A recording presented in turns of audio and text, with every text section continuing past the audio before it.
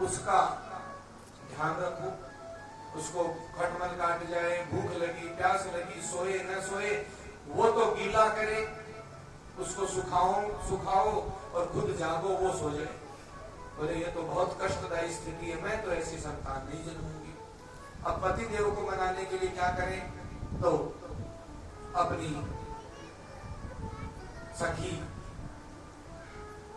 कहीं बहिन शब्द आता है शास्त्रों में, कहीं सखी शब्द आता है, तो सखी से कहा कि अरे तुम्हें भी तो 8-9 संतानें हैं। बोले हाँ, अभी एक गर्भ में और है। अच्छा, तो इसका सारा खर्चा मैं दे दूंगी, तू ये संतान मुझे दे देना जन्म करके। पैसे के लालच में वो मान गई, और उधर वो फल क्या किया, वो गैया मैया को दे दिया। क्यों? कि उस घर में जो पेड़ लगता उसको फल नहीं आता था, उसमें जो गऊ आती थी उसको कोई संतान बछड़ा नहीं होता था। तो सोचा इस गाय को खिला के देखती हूँ क्या होता है। उस बाबा की भी परीक्षा हो जाएगी और मेरा भी काम निपट जाएगा। अब महाराज धुंधली बुद्धि है ना, धुंधला धुंधला, हाँ करूं न करूं, ये करूं वो करूं, ऐसे करते करते उल्टा सीधा करती है। तो जब जब भक्ति से रहित बुद्धि होती है, विवेक से रहित बुद्धि होती है, तो ऐसे धुंधली बातें करती है। और उस सखी को संतान हुई, उसको अपनी गोदी में लिया, नाम निकाला धुंधुकारी। और उधर गौ माता ने भी एक संतान को जन्म दिया। क्योंकि पुत्र संतान का वो फल था, इसलिए वो हुए तो पुत्र रूप में, पुरुष रूप में, लेकिन गौ माता से हुए, इसलिए कान उनके गैया मैया जैसे ही बड़े बड़े हुए, इसलिए नाम रखा गोकर्ण। बोलिए गोकर्ण जी महाराज की जय। कहते हैं कि समय आगे बढ़ा, जैसा नाम रखा। अच्छा, नाम भी देखिए कैसा रखा, अपने ही जैसा नाम रख लिया धुंधुली ने, और अपने ही जैसा नाम रख लिया धुंधुकारी।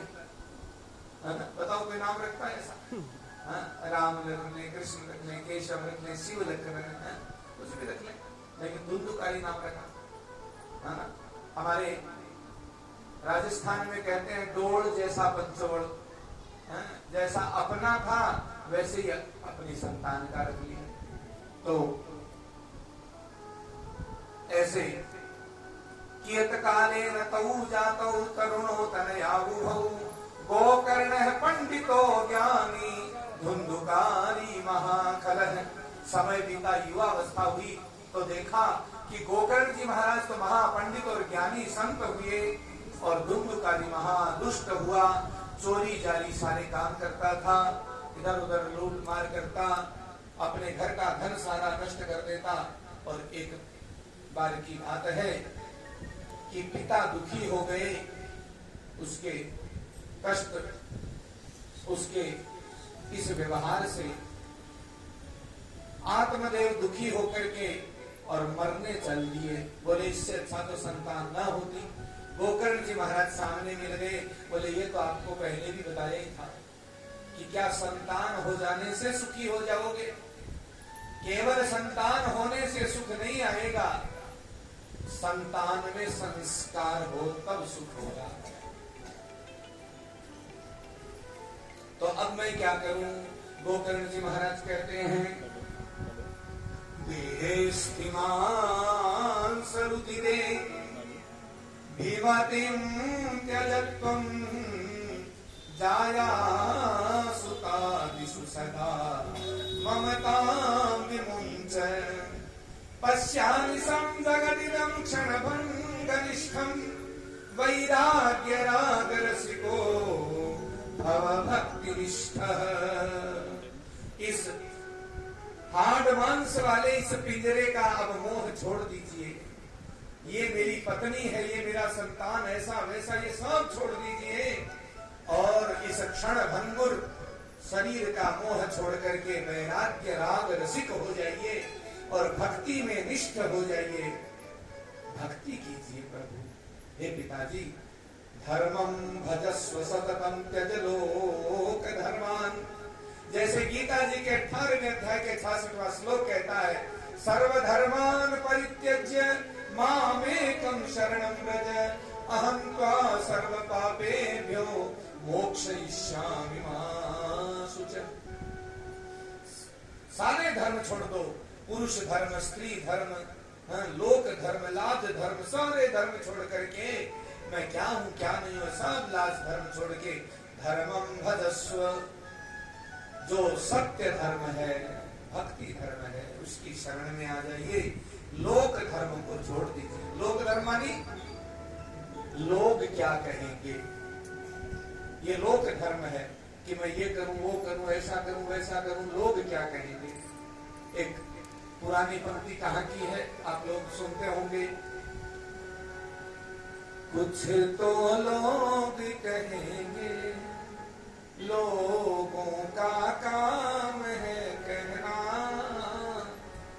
छोड़ो बेकार की बातों में, कहीं बीत जाए जीवन ना, कुछ तो लोग कहेंगे। लोग तो कुछ न कुछ कहेंगे, आप अच्छा करो चाहे जैसे भी करो। इसलिए अब लोक धर्म का त्याग करके धर्म की सेवा में लगिए और किसी का गुण दोष मत देखिए, जो जैसा है वैसा ठीक है, परमात्मा की लीला है। यदि भक्त बनना है तो सबसे अच्छा लक्षण है, कौन क्या कर रहा है ये छोड़ दीजिए, मुझे क्या करना है ये पकड़ लीजिए। बोलो राधे राधे। और आत्मदेव जंगल चले गए। वहां कहते हैं, श्री कृष्ण पनीयतम दशमस्य पाठात्, भगवान श्री कृष्ण का चिंतन करते हुए श्रीमद् भागवत के दशम स्कंद का पाठ करते हुए और मुक्ति लोक को प्रस्थान करते हैं। बोलिए आनंद कंद भगवान की जय। इधर धुंधुकारी और स्वच्छंद हो गया, उन्मुक्त हो गया और चोरी जारी करते करते अपने घर का सारा धन लुटा दिया। फिर एक दिन आकर के अपनी माँ से कहता है, मुझे धन दो नहीं तो मारूंगा काटूंगा। बोली सारा तो ले गया, बर्तन भांडे तक तो ले गया। बोले नहीं नहीं, पिताजी गाड़ के गए होंगे, तुम्हें पता होगा, आ जाऊंगा तो मारूंगा, नहीं तो धन निकाल के रखना। यूं कह करके बन गया। कहते हैं कि माँ डर के मारे उसके आने से पहले ही रात के अंधेरे में बाहर भाग गई और किसी अंधे कुएं में जाकर के गिर गई, प्राण उड़ गए। क्योंकि धुंधुली थी ना, जीवन भर उसने उल्टे सीधे काम विचार किए। ऐसा ही आगे प्रसंग और आएगा ध्रुव जी महाराज का, जब एक माता सुनीति है, अच्छा मार्ग देने वाली, दूसरी सुरुचि, जो रुचि रुचि आए वही करूंगी भाई, जो मन मर्जी, मैं चाहे ये करूं, मैं चाहे वो करूं, मेरी मर्जी। अच्छा मर्जी, हमने सुना मेरी मर्गी। जिसकी आत्मा मर जाती है वो कहता है मैं चाहे ये करूं, मैं चाहे वो करूं। अरे ऐसे कैसे? हमारे संत क्या झूठे हैं? हमारे ग्रंथ क्या ऐसे ही है? जो ग्रंथ कहे वो करूं, जो संत कहे वो करूं, जो मंत्र कहे वो करूं, जो भगवंत कहे वो करूं, ये है जीवन। और मैं चाहिए करूं, मैं चाहिए वो करूं, ये कैसा जीवन? ये तो पशुओं का जीवन है। पशु चाहे तो पूंछ हिलाए, चाहे तो उठे, चाहे तो बैठे, चाहे तो खाए, चाहे तो लौटे। ये पशु जीवन नहीं जीना। धुंधुली की ऐसी दुर्गति हो गई और धुंधुकारी कहते हैं कि अब तो 5-5 वेश्याओं को लेके आ गया। ये काम क्रोध मद मोह लोभ है ना, ये 5 वेश्याएं हैं। आत्मदेव हमारी आत्मा है, धुंधुली हमारी बुद्धि है।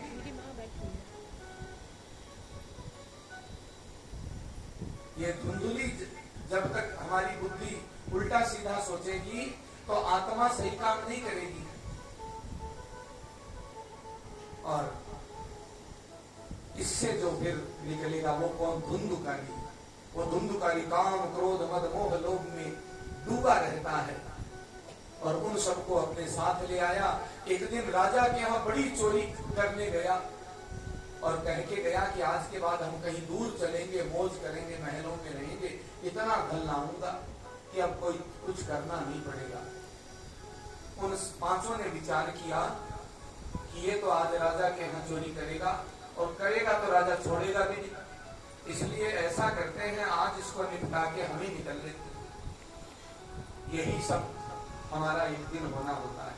हम बहुत ज्यादा हाय तौबा में लगे रहते हैं, तो ये काम क्रोध मद मोह लोभ रूपी वेश्याएं हमारे ऊपर हावी हो जाती हैं। और उन वेश्याओं ने धुंधुकारी जब आया, धन सारा ले लिया, वो जब लेटा तो उसके हाथ पैर बांध दिए, उसके मुंह में अंगारे भर भर के तड़पा तड़पा करके उसको मार डाला। ऐसे ही व्यक्ति एक दिन तड़प तड़प के मरता है। कल्याण के मार्ग के किनारे रह रहा है, फिर भी धुंधली और धुंधुकारी के चक्कर में आत्मदेव नुकसान कर रहा है। कोई संत रूपी आत्म, कोई गोकर्ण, कोई गोपुत्र आता है और वो कल्याण का मार्ग बताता है।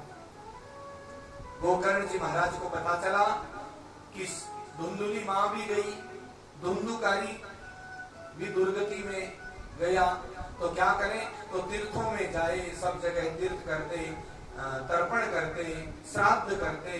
गया श्राद्ध करके आए, जब लौट के घर आए, विश्राम कर रहे थे, तो रात्रि में उनको अलग अलग स्वरूप दिख रहे थे। सकृत महेश, सकृत हस्ती, सकृत चमीशो भवत। कभी हाथी दिख रहा है, कभी भेड़ दिख रही है, कभी भैंसा दिख रहा है, कभी कुछ दिखा तो लगा ये कुछ और है। अपने तपह चिंतन को संकलन किया, जल का छींटा दिया, अभिमंत्रित करके आवाज आई, पूछा कि कौन हो तुम? तो आवाज आई, अहम भ्राता त्वदीयोऽस्मि धुंधुकारीति नामतः स्वकीये नैव दोषेण ब्रह्मत्वं नाशितं मया। हे भ्राता, हे गोकर्ण जी, मैं तो आपका भाई ही हूँ, और मैंने अपने ही दोषों से, त्रुटियों से, पापों से अपने ब्रह्मत्व, ब्राह्मणत्व का नाश कर दिया। तो बोले अब क्या करें? बोले मेरी मुक्ति का मार्ग करो। अरे बोले मैं तो गया दान इत्यादि सब तीर्थ करके आया हूँ, पिंड दान आदि। बोले गया श्राद्ध सतेनापि मुक्तिर्मे न भविष्यति। मेरी तो 100 बार गया श्राद्ध करोगे तो भी मुक्ति नहीं होगी, तो क्या करें? बोले वो तो आप चिंतन करो। तो कहते हैं अगले दिन गोकर्ण जी महाराज ने भगवान सूर्य नारायण की तपस्या में बहुत विशेष रत रहते थे, और भगवान सूर्य की अत्यंत कृपा थी गोकर्ण जी महाराज पे। तो भगवान सूर्य को नमन किया अर्घ्य देते हुए, तुभ्यं नमो जगत साक्षिन् ब्रूहि मे मुक्ति हेतुकम्। तच्छ्रुत्वा दूरतः सूर्य स्फुटमित्यभ्यभाषत। भगवान सूर्य नारायण को जब पुकार लगाई, प्रार्थना की, स्तुति की, तो भगवान सूर्य नारायण ने दूर से ही कहा, हे भक्त गोकर्ण, श्रीमद्भागवतान् मुक्ति सप्ताहं वाचनम कुरु। श्रीमद् भागवत से मुक्ति हो जाएगी धुंधुकारी की, इसलिए तुम सप्ताह वाचन करो। इस प्रकार से गोकर्णो निश्चयं कृत्वा वाचनार्थं प्रवर्तितः। गोकर्ण जी निश्चय करते हैं और सप्ताह वाचन कहते हैं। आषाढ़ का महीना, और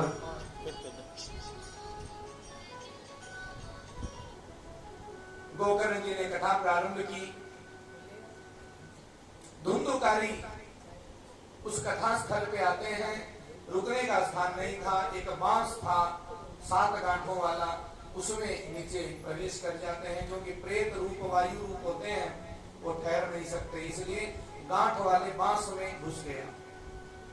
पहले दिन पहली गांठ, दूसरे दिन दूसरी, तीसरी, चौथी, 7वें दिन में 7 गांठें फट गई, और एक दिव्य गंधर्व रूप लेकर के और धुंधुकारी दिव्य तेजस्वी रूप में प्रकट होता है, और कहते हैं भैया आप धन्य हैं, गोकर्ण जी महाराज धन्य है, भागवती वार्ता धन्य है।